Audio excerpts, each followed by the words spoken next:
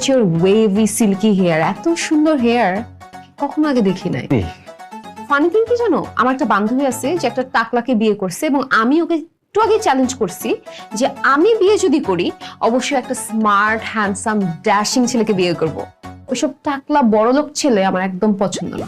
বিয়ের পরে দেখেন যে আমার মাথা টাক হয়ে গেছে, তখন তোমার যে ঘন কালো চুল টাক হওয়ার তো সম্ভাবনা নেই, I am pretty much sure.